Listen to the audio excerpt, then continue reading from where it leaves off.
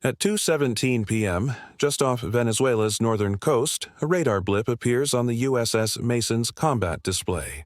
A ghost boat, low, narrow, and screaming across the Caribbean. At 45 knots, tears through the water like it's running. From death itself, what happens in the next 6 minutes will spark an international crisis that nearly pushes two nations to the brink. This vessel is about to make the most catastrophic mistake imaginable, charging directly toward one of America's most lethal warships. The USS Mason isn't some Coast Guard cutter. This Arleigh Burke-class guided missile destroyer carries enough firepower to level a small city. Tomahawk cruise missiles, advanced radar systems, and weapons designed for full-scale naval warfare. Yet here it is, patrolling drug-infested waters south of Puerto Rico, watching as this tiny speck accelerates straight into its crosshairs.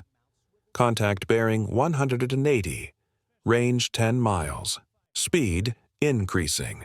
The voice from the Combat Information Center stays eerily calm, but every sailor on that bridge knows something's wrong. This boat isn't responding to warnings. Not in English, not in Spanish, not even on the International Maritime Distress Frequency. Just full throttle, barreling toward 7,000 tons of American steel armed to the teeth. Through high-powered optics, the Mason's crew counts 4 figures aboard.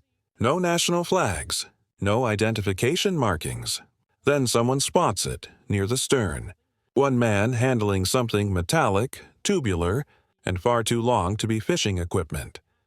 The tension on board becomes suffocating. Suddenly, a blinding flash erupts from the vessel.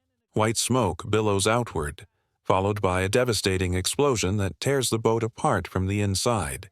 The entire craft erupts into flames and disappears beneath a massive wall of seawater. For 3 heart-stopping seconds, everyone on the Mason's bridge believes they've just been attacked, but within moments, that theory disintegrates. The blast originated inside the drug boat itself, not from any weapon fired by the destroyer. The Mason holds its position. The flames fade. Wreckage drifts aimlessly across the waves. And as the smoke clears, one chilling question cuts through the silence like a knife. Did the United States Navy just eliminate a genuine threat, or destroy the wrong boat? By 2:24 p.m., the USS Mason idles in place, its massive engines barely humming. What was once a fast-moving radar contact is now nothing but scattered debris, cooling metal fragments and expanding fuel slicks staining the Caribbean blue. A routine intercept has just transformed into a political nightmare that could haunt Washington for years. Inside the Combat Information Center, operators frantically replay radar footage in slow motion. Track Sierra 041 never fired a single shot. The explosion that obliterated. The vessel appears to have detonated from within. Its cargo bay, either a catastrophic malfunction or something far more volatile that wasn't supposed to ignite. Either scenario spells disaster. Because, less than 2 hours earlier, the Mason had received explicit orders from U.S. Southern Command. Intercept suspected narco vessels operating east of Los Roques. This directive was part of Operation Martian Shield, Washington's aggressive anti-trafficking campaign targeting high-speed cocaine runners and semi-submersibles flooding drugs toward the Dominican Republic and Puerto Rico. According to Pentagon officials speaking to Reuters, the strike was described as lawful action against a hostile vessel linked to narco-terrorism. But here's the problem. At the moment of contact, there was 0 verified identification. No confirmed drug cargo. Just radar signatures, thermal imaging, and mounting suspicion. The Mason's ANSPS-73 surface search radar first detected the target at 2:11 p.m., 8 nautical miles out, hugging the edge of Venezuelan territorial waters. The vessel ignored every attempt at communication, a direct violation of international maritime safety protocols. Standard Navy procedure kicked in immediately. First, hail the vessel on all frequencies. Second, attempt visual identification using long-range cameras. Third, broadcast warnings on every maritime channel. When all 3 failed, the Mason's bridge crew shifted to defensive posture, arming the 25mm autocannon and activating FLIR, forward-looking infrared, to get thermal eyes on the deck. What they saw through that infrared feed was unmistakable. 4 individuals aboard. Minimal equipment, no national markings, and what appeared to be long cylindrical packages stacked near the stern. The exact profile U.S. Navy intelligence associates with high-value narcotic shipments worth millions.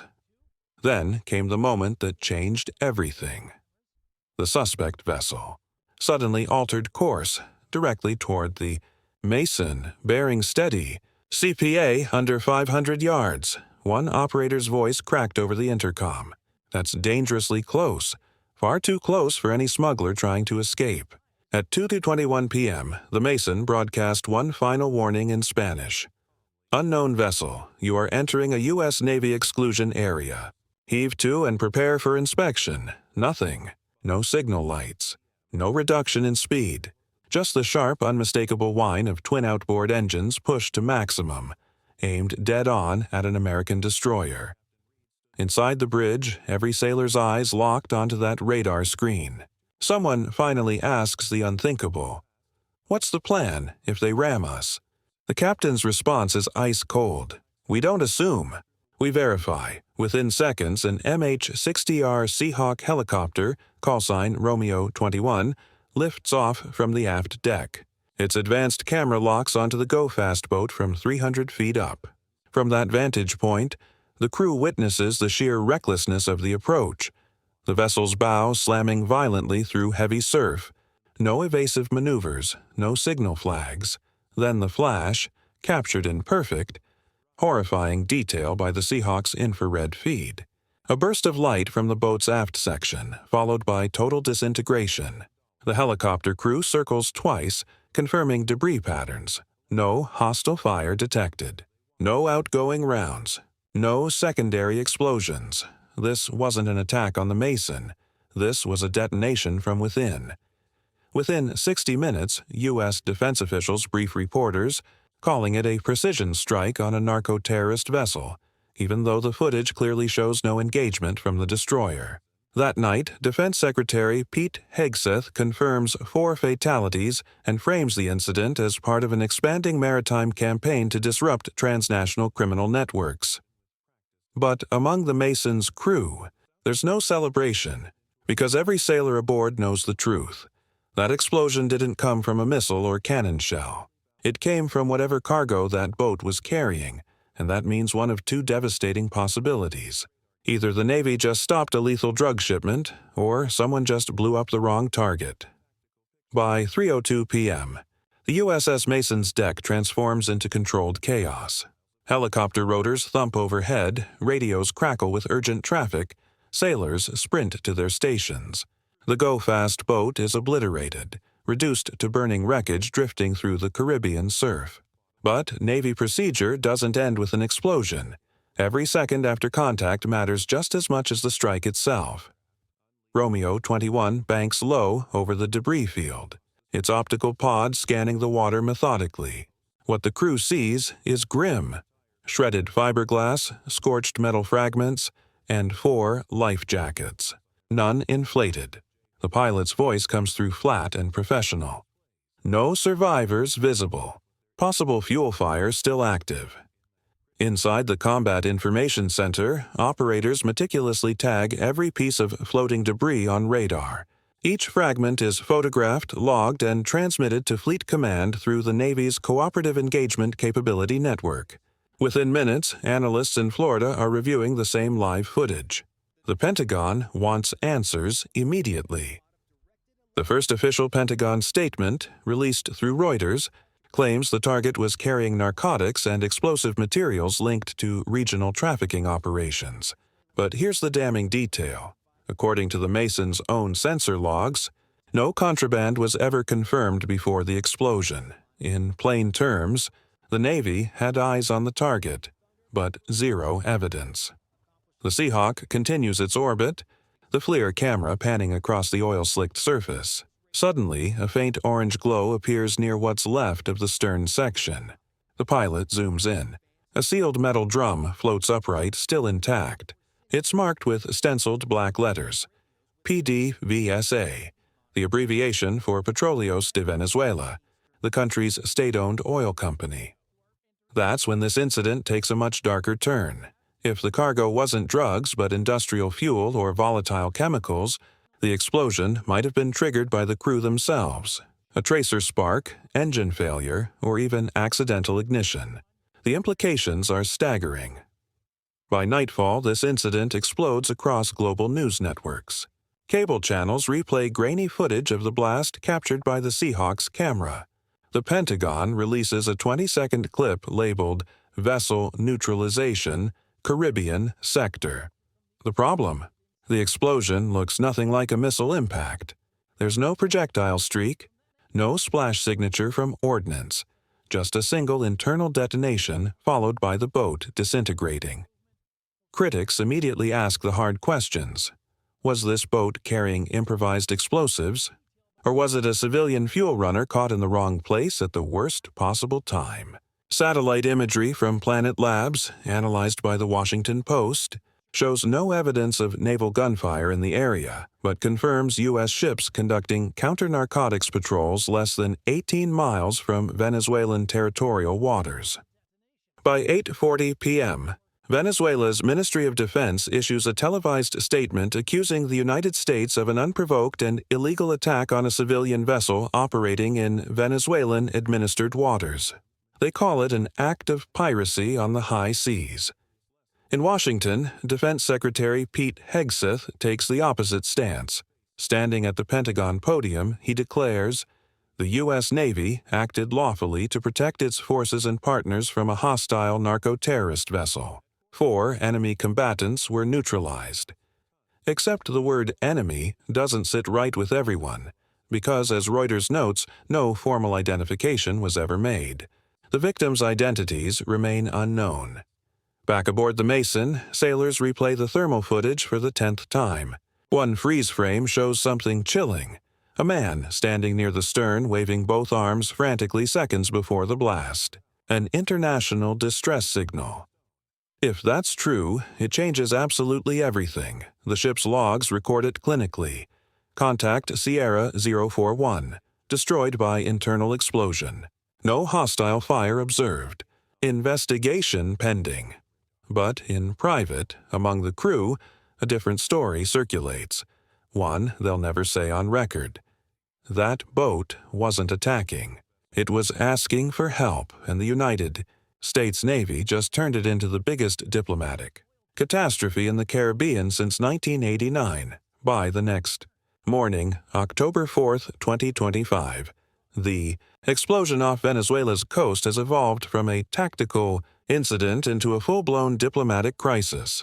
The U.S. Navy calls it a successful anti-narcotics strike. Caracas calls it murder. At 9:10 a.m., Venezuelan President Nicolás Maduro appears on state television, standing in front of a Venezuelan Navy patrol vessel. His message is simple and furious. The United States has violated our sovereignty and killed Venezuelan civilians in cold blood. Within hours, Venezuela declares a state of maritime emergency, deploying coastal patrols and fighter jets along the Paraguaná Peninsula. State media broadcasts footage of sailors loading weapons and raising the national flag over docked warships. The message is clear: Venezuela is preparing for conflict. Meanwhile, in Washington, the Pentagon doubles down.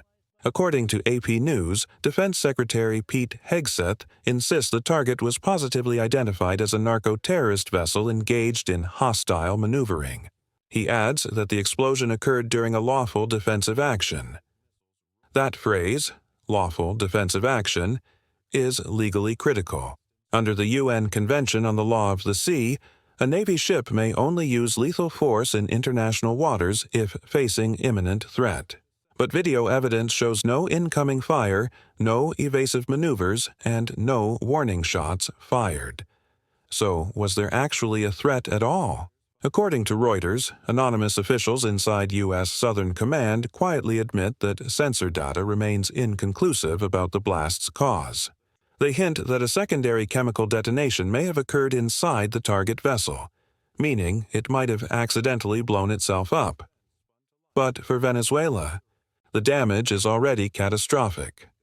At 2 p.m., Caracas files a formal protest through the United Nations, calling the strike a deliberate act of aggression and a brazen violation of maritime sovereignty.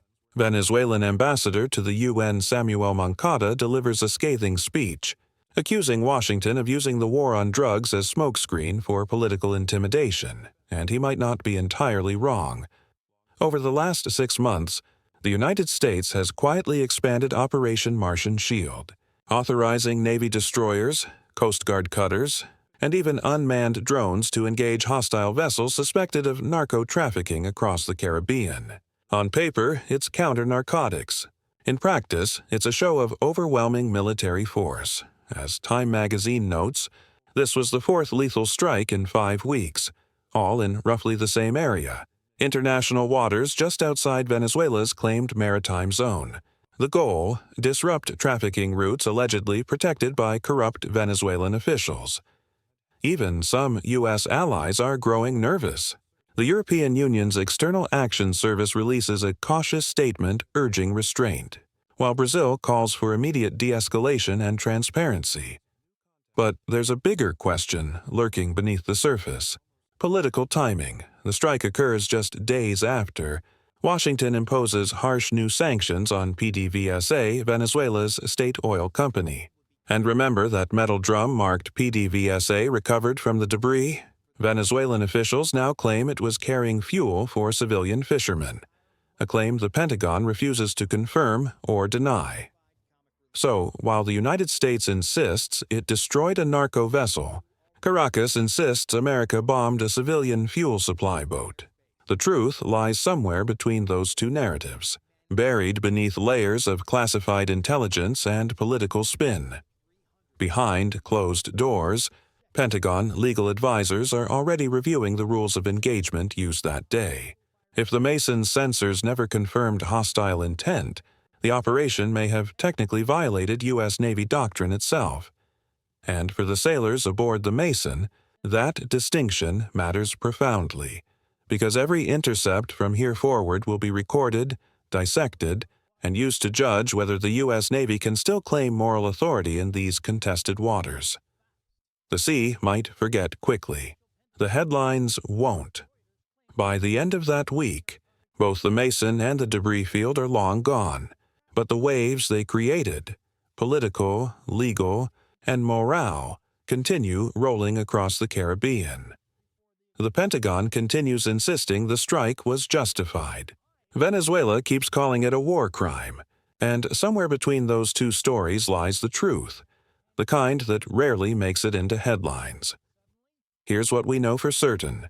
A small, fast-moving vessel exploded within sight of a U.S. destroyer. 4 people died. No verified drugs were ever recovered, and the only physical evidence linking it to trafficking was a half-burned drum marked with Venezuela's state oil company logo. That leaves one profoundly uncomfortable question.